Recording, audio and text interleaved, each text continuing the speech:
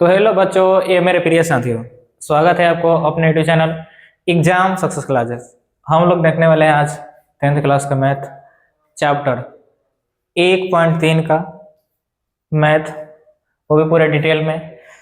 इस चैप्टर से हमेशा जो होता है वह क्वेश्चन आते रहता है आपके बोर्ड एग्जाम में। तो बिना समय गवाए हम अपने क्लास को स्टार्ट करते हैं। देखिए, इस चैप्टर में हम लोग को देखना है कथी कि सिद्ध करना है कि कोई भी संख्या अपरिमेय संख्या है। कैसे? अपरिमेय संख्या और परिमेय संख्या, सबसे पहले आपको संख्याओं के इंट्रोडक्शन क्लास में हमको बता दिया गया था कि परिमेय संख्या क्या है, अपरिमेय संख्या क्या है। इसके अलावा हम एक बार और आपको बता देते हैं संख्याओं के बारे में। देखिए, जो हम लोग देखे थे संख्या, अभी दो भी संख्या के बारे में हम चर्चा करेंगे। जो संख्या होगा, संख्या बताया गया था आपको, जो संख्याएं होती है वह दो प्रकार की होती है। एक होता है वास्तविक संख्या, वास्तविक संख्या, और दूसरी जो संख्या होती है जिसको हम लोग कहते हैं काल्पनिक संख्या। कौन सी संख्या? काल्पनिक संख्या। चलिए, तो इंट्रोडक्शन क्लास में बता चुके हैं कि काल्पनिक संख्या क्या होती है। अब वास्तविक संख्या भी बहुत प्रकार की होती है। हमने देखा था कि प्रकृत संख्या क्या है, पूर्णांक संख्या क्या है, पूर्ण संख्या क्या है, सम संख्या क्या है, विषम संख्या क्या है, भाज्य संख्या क्या है, अभाज्य संख्या क्या है। तो इसी वास्तविक संख्या में हम लोग देखे थे परिमेय संख्या, परिमेय संख्या और अपरिमेय संख्या। इसी में देखे थे हम लोग परिमेय संख्या के बारे में और अपरिमेय संख्या के बारे में।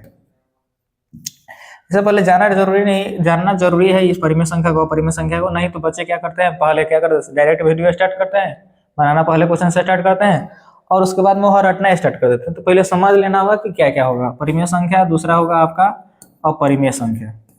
परिमेय संख्या और अपरिमेय संख्या। चलिए, परिमेय संख्या की जो परिभाषा होती है, परिमेय संख्या की अगर आपको परिभाषा देना होगा कि परिमेय संख्या आखिर होता क्या है। परिमेय संख्या तो बताया जाता है कि वैसी संख्या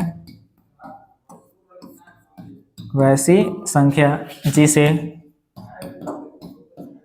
P/Q के रूप में लिखा जा सके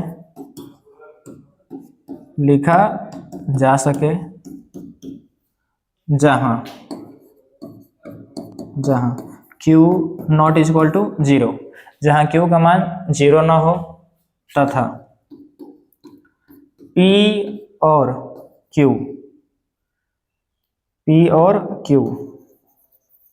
रुक जाइए थोड़ा सा, P और Q का जो HCF होना चाहिए, HCF वह कितना होना चाहिए? 1 होना चाहिए।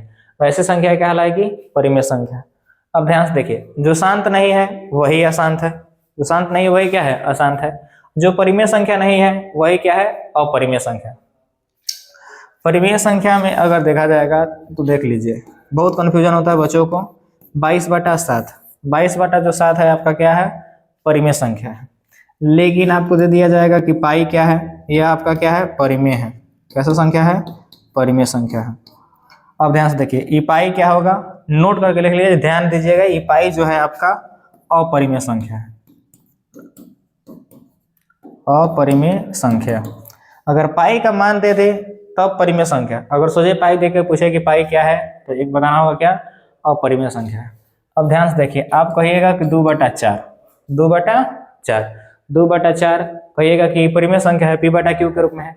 लेकिन जब इसका HCF निकालिएगा, 2 निकलेगा, 2 दूना 4, 2 इसका HCF होगा। तो ध्यान से देखिए, यह क्या होता है कि अब एक कहावत है कि हाथी का दांत खाने को और दिखाने का और। ध्यान से देखिए, इसको जब सरल कीजिएगा, सरलतम रूप में लाइएगा, तो 2 एकम 2 होगा और 2 दूना 4 होगा। भाई जो आपका निकल के आ रहा है 1/2, ये आपका क्या कहलाएगा? परिमेय संख्या कहलाएगा। क्या कहलाएगा? परिमेय संख्या। अब हम लोग एक स्टेप और देखते हैं कि परिमेय संख्या जो होती है, अपरिमेय संख्या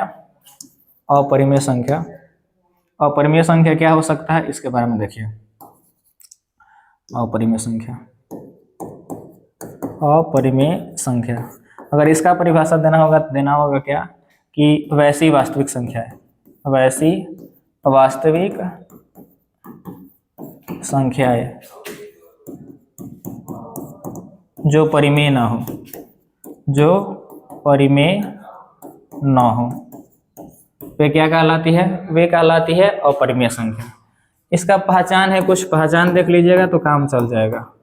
अपरिमेय संख्या, अपरिमेय संख्या को p बटा क्यू के रूप में नहीं लिखा जा सकता है। इसका एचसीएफ भी एक नहीं आएगा। पहचान क्या होगा? पहचान में अगर देखना चाहें तो देख लीजिए, अगर रूट के अंदर कोई अभाज्य संख्या होगी, रूट के अंदर अभाज्य संख्या, अब आप कहिएगा कि अभाज्य संख्या क्या है, तो यह भी इंट्रोडक्शन क्लास में बताया गया था कि वैसी संख्या है जिसका गुणनखंड केवल और केवल 2 हो, वह 1 से कटे और 100 से कटे, वो कैसे कहलाएगी? वह अभाज्य संख्या कहलाएगी। तो रूट के अंदर अगर कोई अभाज्य संख्या होगी तो वह क्या कहलाएगी? अपरिमेय संख्या होगी। अगर वह दशमलव के बाद में अगर कोई अशांत संख्या थी, दशमलव के बाद में 0 2 हो गया, फिर 0 0 2 हो गया, फिर 0 0 3 को 0 2 हो गया, फिर 4 को 0 2 हो गया, तो यह अशांत है। तो इस प्रकार की जो अशांत होगी, अशांत संख्या भी क्या कहलाती है? अगर दशमलव प्रसार अशांत होगा, दशमलव प्रसार कैसा होगा? दशमलव प्रसार अशांत होगा, तभी वह कैसे कहलाएगी? वह अपरिमेय संख्या ही कहलाएगी। अगर दशमलव प्रसार शांत है, 2 4, अगर दशमलव प्रसार शांत होगी तो वह परिमेय संख्या होगी। दशमलव प्रसार शांत तो परिमेय संख्या, अगर दशमलव प्रसार अशांत तो अपरिमेय संख्या।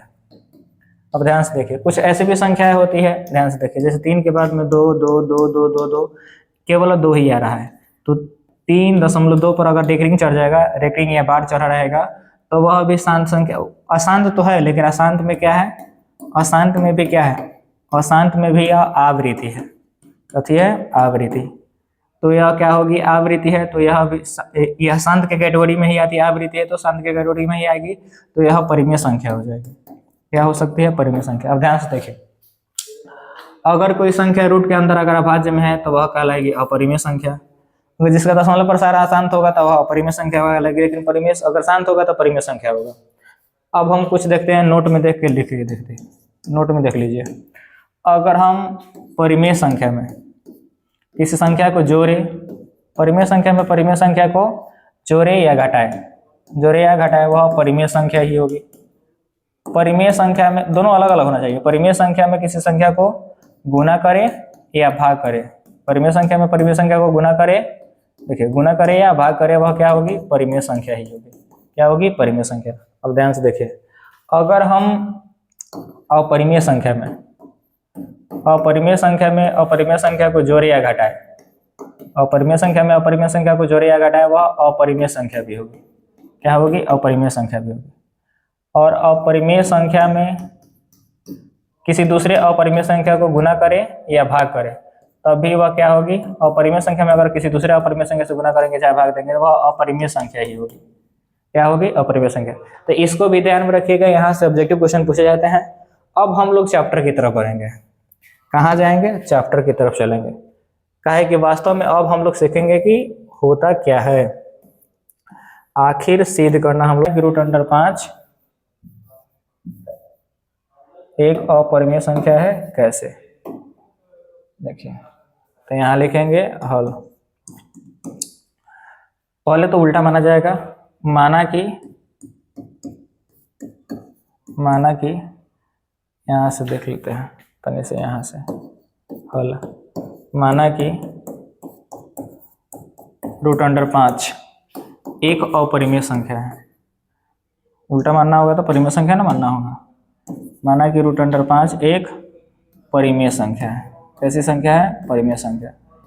फर्स्ट क्वेश्चन है हमारा, सिद्ध कीजिए कि √5 एक अपरिमेय संख्या है। तो पहले हम बनाने का एक इसका तरीका होता है, स्टेप होता है कि पहले उल्टा माना जाता है कि माना कि √5 एक परिमेय संख्या है, परिमेय संख्या है। अब ध्यान से देखिए, यदि √5 परिमेय संख्या होगी तो इसे p/q के रूप में लिखा जा सकता है।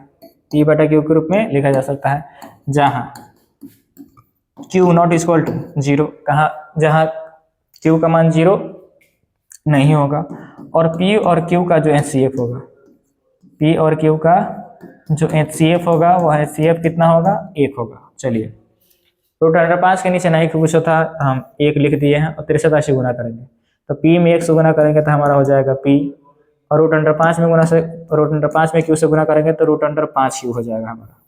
क्या हो जाएगा? √5q। दोनों तरफ वर्ग करने पर दोनों तरफ वर्ग करने पर। चलिए देखिए, ये सब स्टेप है, आपको स्टेप करना होगा। देखिए, तो हम p का वर्ग करेंगे, उसके बाद में रूट अंडर 5 q का वर्ग करेंगे, तो ये हो जाएगा आपका p स्क्वायर, और यहाँ रूट अंडर 5 का स्क्वायर हो जाएगा 5, और q का स्क्वायर करेंगे तो q स्क्वायर हो जाएगा। लिखेंगे यहाँ p स्क्वायर 5 से विभाजित है, 5 से विभाजित है, अतः p भी 5 से विभाजित होगा। p भी क्या हो जाएगा, 5 से विभाजित होगा, p भी 5 से विभाजित होगा, विभाजित होगा। चलिए अब अगला स्टेप में देखिए, अगला स्टेप क्या होगा आपका देख लेते हैं अगला स्टेप के बारे में। चलिए, पुनः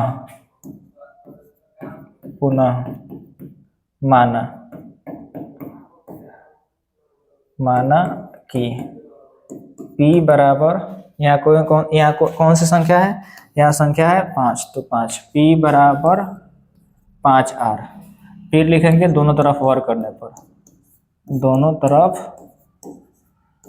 वर्ग करने पर, दोनों तरफ वर्ग करने पर।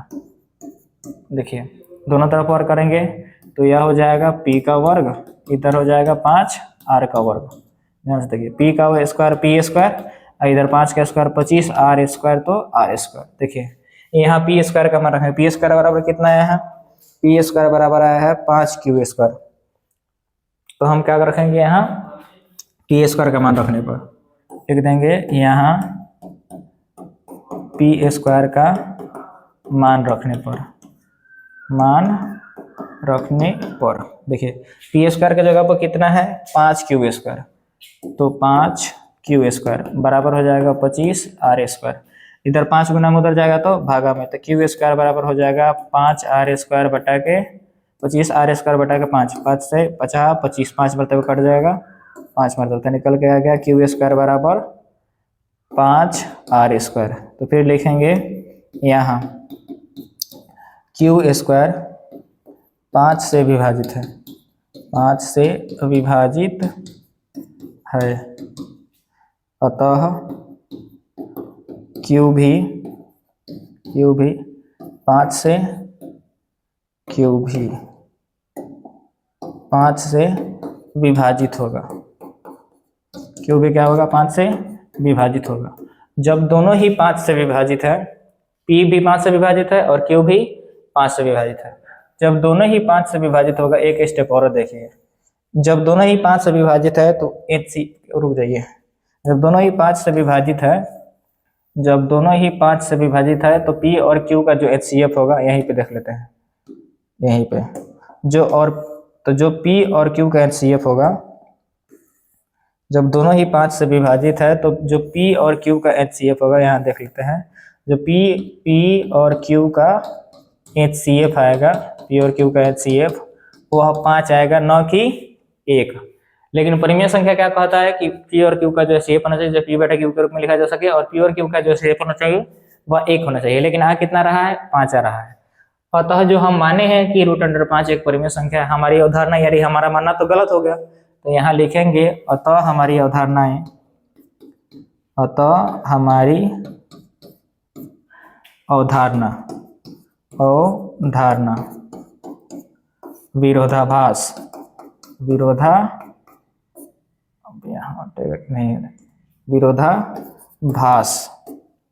सिद्ध हुई, चाहे सिद्ध हुई। इसलिए रूट अंडर 5 एक अपरिमेय संख्या है। रूट अंडर 5 क्या है, एक अपरिमेय संख्या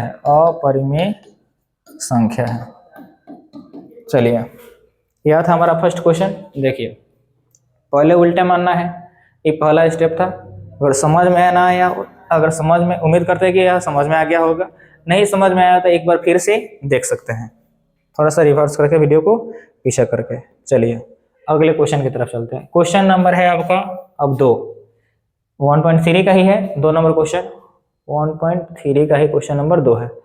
सिद्ध कीजिए कि 3 प्लस 2√5 एक अपरिमेय संख्या है, एक अपरिमेय संख्या है।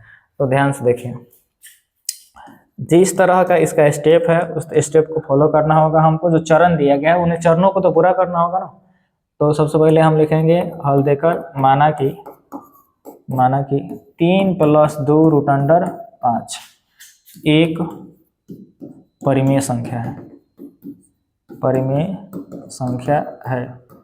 जब वह परिमेय संख्या है आपका 3 प्लस 2√5 जब परिमेय संख्या होगा तो उसे p/q के रूप में लिखा जा सकता है, जहां p और q का जो HCF होगा, p और q का HCF वह कितना आएगा, 1 आएगा। q नॉट इक्वल टू 0 और q का मान 0 नहीं होगा। चलिए अब देखिए, नीचे ना आया कुछ होता 1, जब हम तिरछा से गुना करेंगे तो p से 1 में करेंगे तो हमारा p हो जाएगा। अब ध्यान से देखिए, अब देखिए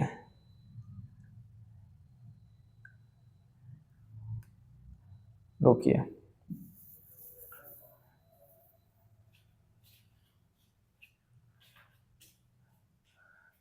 माना कि 3 प्लस 2√5 एक परिमेय संख्या है। तो जब 3 प्लस 2√5 परिमेय संख्या है तो उसे p/q के रूप में लिखा जा सकता है, p/q के रूप में लिखा जा सकता है, जहां q नॉट इक्वल टू 0, जहां q का मान 0 नहीं होगा। और p और q का जो HCF होगा, HCF यानी महत्तम जो आएगा वह कितना आना चाहिए था, 1 आना चाहिए। अगर वह परिमेय संख्या होगा तब, नीचे नहीं है कुछ तो 1 दे देंगे। देखिए यह प्लस में 3 है, उधर जाएगा तो माइनस में 3 हो जाएगा। तो 2√5 बराबर हो जाएगा p/q माइनस के 3। भाई गुना में 2 है, उधर जाएगा तो भागा में 2 हो जाएगा।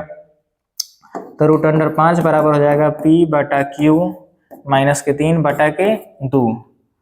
तो ध्यान से देखिए, यह हम अभी सिद्ध किए हैं कि √5 एक अपरिमेय संख्या है, लेकिन p/q माइनस के 3 बटा के 2 यह एक परिमेय संख्या है। तो हम लिखेंगे यहाँ क्या, अतः चूंकि हम जानते हैं कि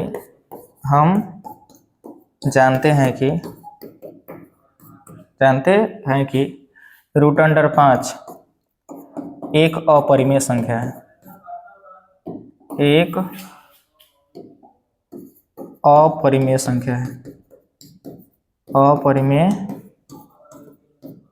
संख्या है, जबकि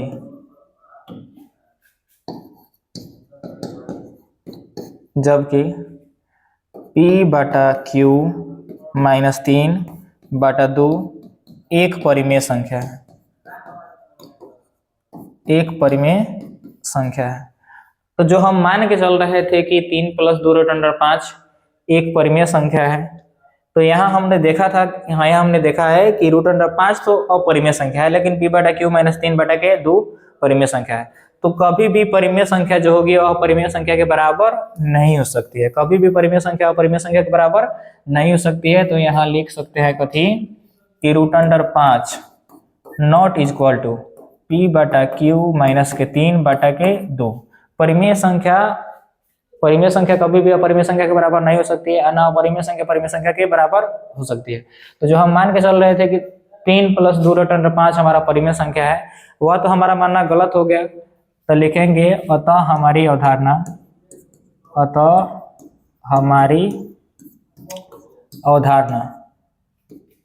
रुक जाइए सर, अतः हमारी अवधारणा विरोधाभास साबित हुई। इसलिए 3 प्लस 2√5 एक अपरिमेय संख्या है। क्या होगा, अपरिमेय संख्या है। चलिए, तो तो यह क्वेश्चन नंबर आपका 2 था। अब हम लोग चलते हैं तीसरे क्वेश्चन की तरफ। तीसरा क्वेश्चन का फर्स्ट नंबर क्वेश्चन है हमारा कि सिद्ध करना है कि 1/√2 अपरिमेय संख्या है। तो देखिए पहले क्वेश्चन को ही हम लोग सॉल्व करने का प्रयास करते हैं, पहला क्वेश्चन ही सॉल्व करते हैं।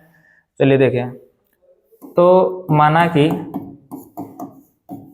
1/√2 एक परिमेय संख्या है, उल्टा ही मानना होगा, स्टेप चरण उसी तरह कहता है परिमेय संख्या है, परिमेय संख्या है। जब परिमेय संख्या है 1/√2 परिमेय संख्या है तो इसे p/q के रूप में लिख सकते हैं। अगर हमारा 1/√2 परिमेय संख्या है तो इसे p/q के रूप में लिख सकते हैं, जहां q नॉट इक्वल टू 0, जहां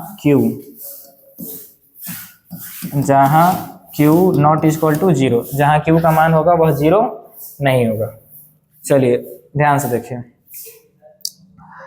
तो तिरछा चीज हम मल्टीप्लाई करेंगे तो 2 में हम p से गुना करेंगे तो हमारा हो जाएगा √2p, और q में कुछ उससे गुना करेंगे तो q हो जाएगा, q के नीचे हम 1 दे सकते हैं। चलिए ध्यान से देखिए, तो हम जानते हैं कि अगर रूट के अंदर अगर कोई अभाज्य संख्या होगी, जैसे रूट के अंदर दिया है √2, तो 2 क्या है अभाज्य संख्या। अगर रूट के अंदर कोई अभाज्य संख्या दी हुई रहती है तो उसको हम बोलते हैं अपरिमेय संख्या बोलते हैं। क्या बोलते हैं? अपरिमेय संख्या। तो चूंकि हम जानते हैं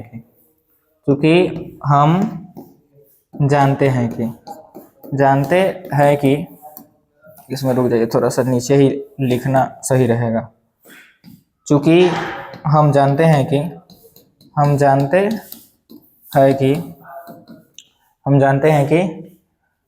√2 एक अपरिमेय संख्या है। कैसी संख्या है? अपरिमेय संख्या है, जबकि q/1 एक परिमेय संख्या है। तो हम ये भी बात जानते हैं कि परिमेय संख्या होगी जो कभी भी अपरिमेय संख्या के बराबर नहीं होगी। तो लिख देंगे √2p not equal to q/1।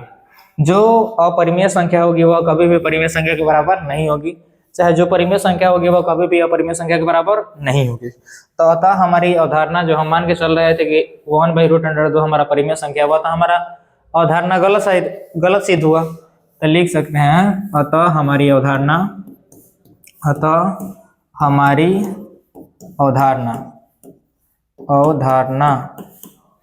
विरोधाभास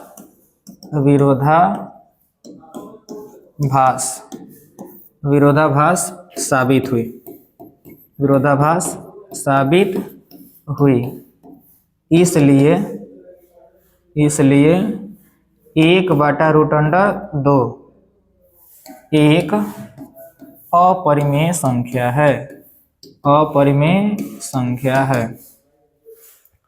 तो उम्मीद करते हैं क्वेश्चन समझ में आया होगा, फर्स्ट नंबर क्वेश्चन तीसरा का। अब हम इसका सेकेंड नंबर क्वेश्चन की तरफ चलते हैं। तो आप इसको पहले इसे स्क्रीनशॉट ले लीजिए, काहे कि हम इसे इरेजर करके ही दूसरा क्वेश्चन क्या करेंगे, बना पाएंगे। तो चलिए, तो हम लोगों ने पहला क्वेश्चन देख लिया है पूरे आराम तरीके से, पूरी आसानी से। हम सेकेंड क्वेश्चन की तरफ चलते हैं। दूसरा क्वेश्चन हमारा, दूसरे क्वेश्चन को हम लोग सॉल्व करते हैं। तो लिखेंगे पहले हल, माना कि भाई सही से लिखा जाओ, टेढ़ बकुल का होता है। माना कि 7√5 एक परिमेय संख्या है। कैसी संख्या है? परिमेय संख्या है। मान के चल दिए हम क्या कि 7√5 हमारा क्या है? परिमेय संख्या है। जब 7√5 हमारी परिमेय संख्या होगी तो उसे हम p/q के रूप में लिख सकते हैं। कैसा लिख सकते हैं? उसे p/q के रूप में लिख सकते हैं, जहां q नॉट इक्वल टू 0, जहां q का मान 0 नहीं होगा। जहां q का मान कैसा होगा? q का मान 0 नहीं होगा। और p और q का जो HCF होगा, वह आएगा 1। p और q का HCF होगा 1। अगर 7√5 परिमेय संख्या होगी तब, और परिमेय संख्या होगी तब ना, जो होने वाला होगा वो होगा ही। सोच रहा पूरा पहले सोचो। देखो तो यहाँ 7 गुना में उधर जाएगा तो भाग में हो जाएगा, तो √5 बराबर हो जाएगा P/7Q। अब भी कहिएगा कि आप ये कैसे हो गया है, तो ध्यान से देखिए, और गुना में है, अगर भागा में आएगा तो P/Q हम लिखेंगे, भागा में 7, नीचे ना है पूछे तो 1 देंगे। अब इसको सीधा करेंगे तो P/Q, गुना लिखेंगे तो नीचे वाला ऊपर चला जाएगा, ऊपर वाला नीचे आ जाएगा, P में 1 से गुना करेंगे तो हमारा P आ जाएगा, और 7 में गुना करेंगे Q से तो हमारा 7Q आ जाएगा। तो वही तो लिखे हैं 7Q बाबू। देखो अतः देखिए, चूंकि हम जानते हैं कि वी नो डैट, हम जानते हैं कि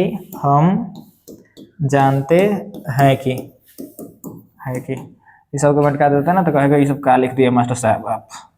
हम जानते हैं कि √5 एक अपरिमेय संख्या है। कैसी संख्या है? अपरिमेय।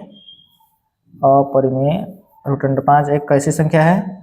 तो अपरिमेय संख्या है। कैसी संख्या है? अपरिमेय संख्या है। जबकि P/7Q एक परिमेय संख्या है। तो आपको ये भी बात पता है, बार बार बताया जा रहा है कि जो परिमेय संख्या होगी वह अपरिमेय संख्या के बराबर नहीं हो सकती है, और जो अपरिमेय संख्या होगी वह परिमेय संख्या के बराबर नहीं हो सकती है। तो हो जाएगा √5 नॉट इक्वल टू P/7Q नहीं हो सकता है। तो जो अब तक हम मान के चल रहे थे कि 7√5 हमारा एक परिमेय संख्या है, तो वह तो हमारी अवधारणा गलत सिद्ध हुई। तो हम लिख सकते हैं, स्पष्ट रूप से लिखेंगे, अतः हमारी अवधारणा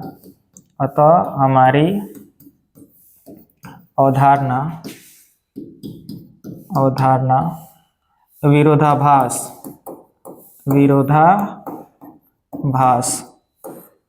साबित हुई।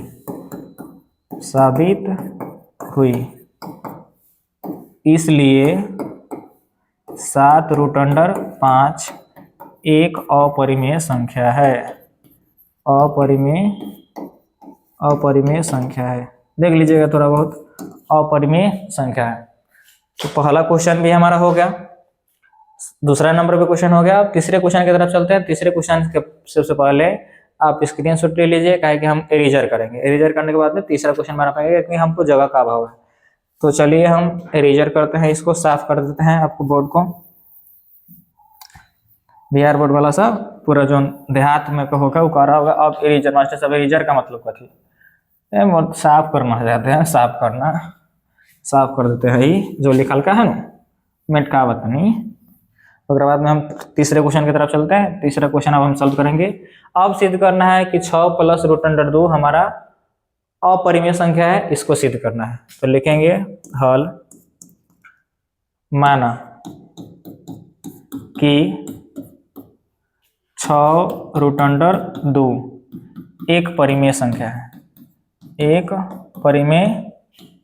है। हम जान रहे हैं कि है अपरिमेय संख्या, लेकिन माने कैसे हैं? परिमेय संख्या। तो जब 6 + √2 एक परिमेय संख्या है, तो इसे P/Q के रूप में लिख सकते हैं। जहां अगर P/Q के रूप में अगर परिमेय संख्या है तो P/Q के रूप में लिख सकते हैं, जहां Q ≠ 0, जहां Q का मान क्या होगा? 0 नहीं होगा। और P और Q का जो HCF होगा, वह कितना होगा? 1 आएगा। अगर परिमेय संख्या होगा तब, अपरिमेय संख्या ना हो तो कोनो बातें नहीं है। चलिए, इधर 6 प्लस में उधर जाएगा तो माइनस में, तो √2 बराबर हो जाएगा P/Q -6। तो हम यह भी जानते हैं कि √2 जो है हमारा अपरिमेय संख्या है, जबकि P/Q -6 क्या है? परिमेय संख्या है। तो लिख देंगे, चूंकि हम जानते हैं कि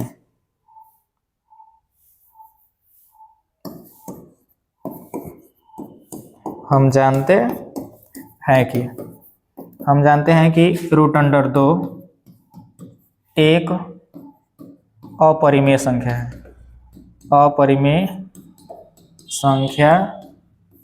है, जबकि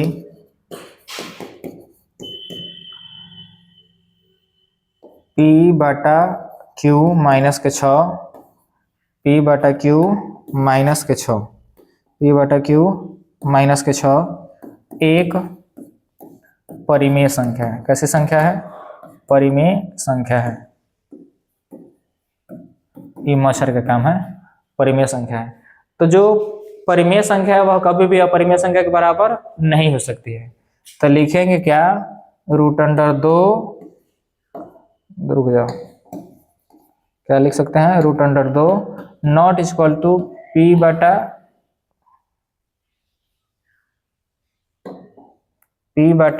क्यू माइनस के 6। जो अपरिमेय संख्या वह कभी परिमेय संख्या के बराबर नहीं हो सकती है। अतः जो हम मान के चल रहे थे उसी समय से कि 6 + √2 हमारा परिमेय संख्या है, वह परिमेय संख्या नहीं है बल्कि क्या है? अपरिमेय संख्या है। तो अतः हमारी अवधारणा क्या हो गई? विरोधाभास सिद्ध हुई, विरोधाभास साबित है। तो स्पष्ट रूप से लिखेंगे यहाँ, अतः हमारी अवधारणा, रुक जाइए देखना भी तो है आप लोगों को, अतः हमारी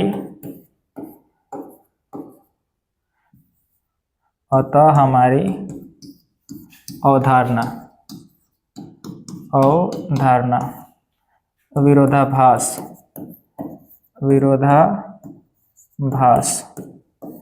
सिद्ध हुई। उत्तीय खान से लिख रहे थे साबित हुई, अब लिख देते हैं सिद्ध हुई, सिद्ध हुई। तो इसलिए हम लिखेंगे कि 6 + √2, 6 + √2 एक कैसी संख्या हो जाएगी? अपरिमेय संख्या है, अपरिमेय संख्या। और रेस लिखने दो ना, अपरिमेय संख्या है, अपरिमेय संख्या। तो जो आपका 1.3 था वह समाप्त हुआ। उम्मीद करते हैं कि वीडियो अच्छी लगी है आपको और समझ भी आया है। अगर अच्छी लगी हो तो लाइक, शेयर और सब्सक्राइब जरूर करें। अपने दोस्तों को भी बोले, भाई मास्टर मेहनत कर रहा है, सब्सक्राइब कर देने के लिए। मिलते हैं अगले क्लास में, तब तक के लिए जय हिंद।